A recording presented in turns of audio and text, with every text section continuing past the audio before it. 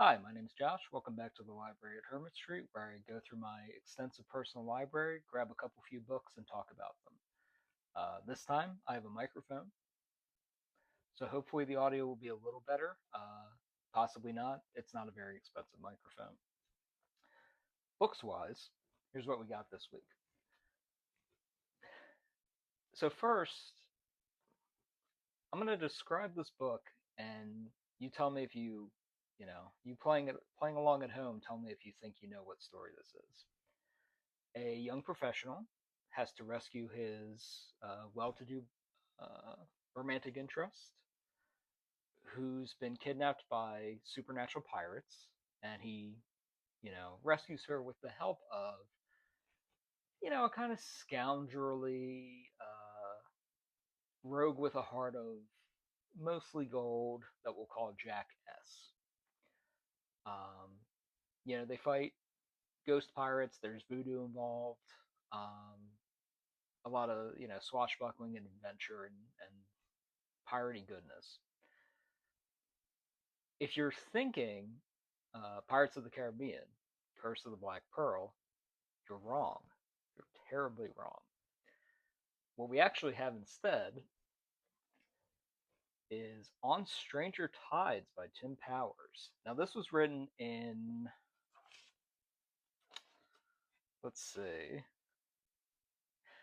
1987, so it's as old as I am. Horrifyingly so. Uh, the premise is exactly as I described. It's a there's this young fella. His name is John Chandronak. He runs afoul of ghost pirates, in this case Blackbeard, and one of my favorite actual piratical. Is that the word? Piratical? Piratical historical figures, Stede Bonnet, who have been cursed with unnaturally extended ghost life, Blackbeard in particular. Uh, John teams up with Jack Shandy, not Sparrow, who is kind of on this ghost crew, but playing both sides against the center. Has his own little agenda, but ultimately helps John rescue his lady fair, who I think is also named Elizabeth.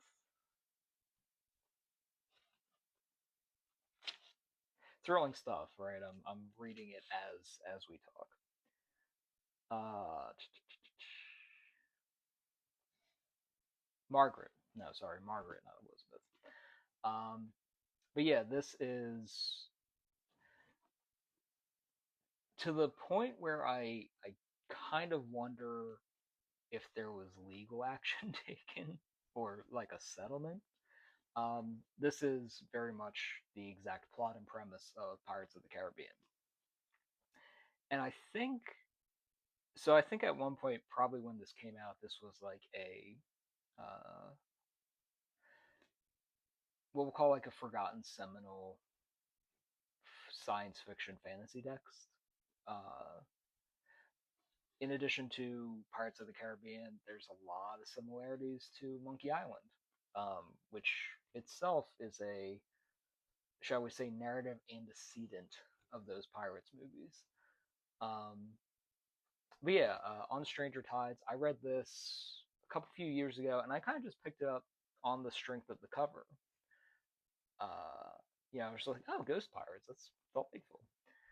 And it was one of those things I was reading it, I'd get to my job a little early by accident, and I'd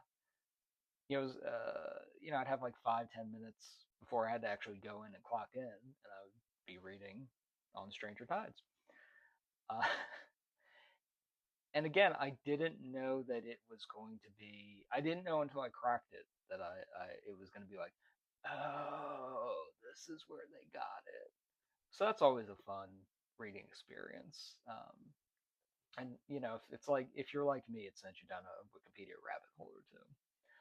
But yeah, Tim Powers on Stranger Tides recommended, especially if you enjoy pirates of the Caribbean or otherwise.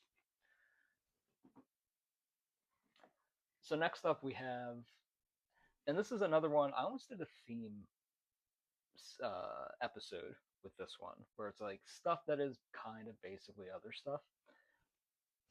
Great explanation of that theme. The idea was like, in the same way that On Stranger Tides is basically, oh hey pirates, rip this off. This second book is, I have to wonder if it's a influence on one of my absolute favorite canceled TV shows, a two-season wonder, Lodge 49, which was on AMC. I think it was executive produced by Paul Giamatti. I forget who the showrunner is off the top of my head, and I don't write scripts or do research for these. This is all off the top of the dome. But Lodge 49 starred Wyatt Russell. Sorry, again off the top of the dome. Wyatt Russell, Kurt Russell's kid, as Doug, this beach bum who's low key mourning the suicide of his father. Low key, high key, not doing well in the wake of it, but kind of such a golden retriever of a person that's a little hard to tell sometimes. But he finds a Mason ring, like a secret society ring, on the beach. Follows it to Lodge 49 and kind of gets sucked into this world of secret societies and lodges, and he takes it more seriously than they do. And he is very inspired, and it becomes very much a almost and and this is one of those like guy who has only watched shonen anime thinks everything reminds him of shonen anime problems. But it has a very like if One Piece was a slice of life uh, dramedy about secret societies. Um, and I realized as I said that I haven't actually talked about what book I'm talking about, just what show I like that the book reminds me of. The book is Masters of Atlantis by Charles Portis. Now, you might know Charles Portis as the True Grit guy, meaning the guy who wrote the original novel of True Grit, which was made into a fairly decent John Wayne movie, and I'm not a John Wayne guy. I think he's kind of scum. But fairly decent John Wayne movie, a excellent Coen Brothers movie, starring Jeff Bridges and Haley Steinfeld and Matt Damon, and Josh Brolin in a underrated lunkhead role. But Charles Portis, True Grit guy, also wrote Masters of Atlantis, and Masters of Atlantis is the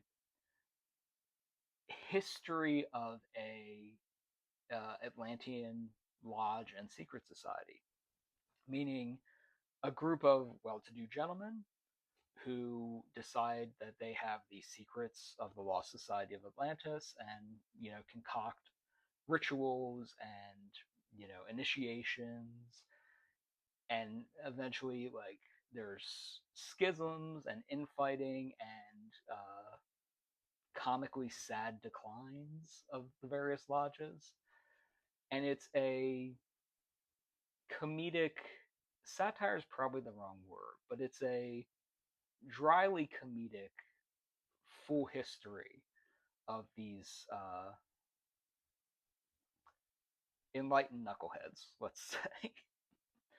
um, yeah, it's just the life of the Masters of Atlantis, and how it kind of all goes wrong, and how it kind of all boils down to ultimately what are on any of these lodges really about? They're about community.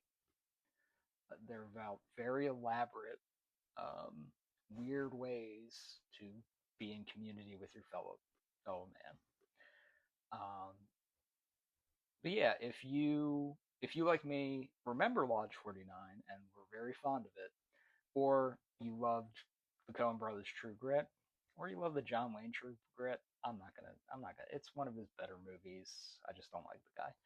Um, yeah, check out Masters of Atlantis. It's a little bit of a sleeper. Maybe that's the theme of this episode is good books that have had kind of major influence, but the books themselves have sort of flown under the radar at this point. Although I guess that falls apart with my last book, maybe. My last book is the most recent comic book graphic novel I've read. This is a French series that. So I remember it was coming out in individual volumes through first, second, and then the sales weren't there, and they stopped publishing it. A few years later, Robert Kirkman basically, in his Imperial phase, was like, "Oh, this seems like a cool comic. I'm just going to publish the whole thing." And that comic is Last Man. And Last Man is, I don't want to give too much away, especially in the first volume. The best way I can describe it is a outsider joins a mystical fighting tournament and teams up with a little kid because it's like a tag team tournament. And this outsider, Richard Aldana, has some secrets and has some moves and brings the ruckus a little bit to this mystical fighting tournament. Uh, it is one of the most beautifully drawn comics I've ever seen. It's just got this gorgeous, loose, flowing. I'm trying to find like a good. Sorry, this one's a lot of watching me read off panel books. But yeah, it's just got this absolutely gorgeous black and white, incredibly flowing combat style. The action scenes are just absolutely stunning. There's some color sections in here too. I'm trying to find one. Like the color sections look like animation storyboards. Um, that's really that was really I think what drew a lot of people to it. It was one of those comics where it got buzz online. People were like, "Oh my god, have you seen this comic that's coming out in France?" And then First Second picked it up on the strength of that buzz. It didn't really sell, and then again, Kirkman was just like, I see it, I want it, you'll all have it." So thank you, Robert Kirkman, and thank you First Second for taking the original shot on the book. But yeah, this is the first of 6 volumes, which I think are like 2-in-1s from the original series. I have them all. I'm very excited to finally get to read the entire series, but it's been a while since I started at the start, so I started at the start. If I would compare it to another book, I'd say like if you know Jeff Smith's Bone, which is I'll get into that in a future episode. That is one of my all-time favorite comics. Um, this is like if you have a kid that's super into Bone, you give them Last Man like probably a year or two before they're ready for it, and it'll blow the top off their head. It's very much in that kind of magical, beautifully drawn uh, milieu, and then it also has it's also just a little bit more of a mature work than Bone. A little less leaning into the Walt Kelly of things, and a little leaning more into the I don't know King of Fighters of things. Um, but yeah, Last Man, recommend it. I think that's it for this episode. I'm trying to think if there's anything else I want to yak about while I have you. Uh, I mean, what am I currently reading? I'm glad you asked. I can't hear if you asked anything. Um, so I'm currently reading "Drive Your Plow Over the Bones of the Dead" by and I apologize profusely if I butcher this, but Olga Tokarzuk, I think. Olga Tokarzuk, drive your plow over the bones of the dead. Uh, there's a small community living on a plateau in kind of like the border between Czechoslovakia and Poland, and people start turning up dead on under like mysterious-ish circumstances. It's a little bit of a murder mystery. It's a little bit of like a not quite magical realist, but there's a lyricism to it, and the point of view character is this older woman who lives alone on the plateau, and it's kind of her parsing why her neighbors are dropping dead all of a sudden, even though a lot of them are people she doesn't particularly think fondly of. There's still a sense of responsibility and a sense of like, well, they're my neighbors. I gotta, I owe them some kind of understanding. It's very philosophical and lyrical so far. I find it delightful, not the least of which I was talking about this with my friends. I was recommending them some fantasy novels, and we were all kind of talking about like, yeah, none of us can really parse a lot of made up fantasy jargon or names. And the main character of Plow tends to just name people as far as like what they evoke. So like her one neighbor's Bigfoot, her other neighbor's Oddball. She doesn't use these names to their faces, but that's how she, you know, parses all the people in her life. And it's not they're not insulting nicknames. It's just that guy looks like an oddball. That guy looks like a Bigfoot. Um, her friend looks like a Dizzy. She hates her own name, and but the that kind of tendency to just be like, oh yeah, that's so and so, and that's how you keep track of all these people. That's I do that more often than I care to admit in fantasy or anything with like a genre and a large ensemble. Uh, like My Hero Academia is a good example. It's just like, oh yeah, Tail Kid, Bird Guy, you know, Grape Kid, Invisible Girl, like that's it's a good shorthand if you uh, I'll be charitable. If you're better at seeing the personality of people than remembering their names, you tend to give them little tags in your head. So I think that on that note, that probably reveals too much about how I interact with the world. On that note, we will call it a day, and I hope to see you again here at the library at Hermit Street.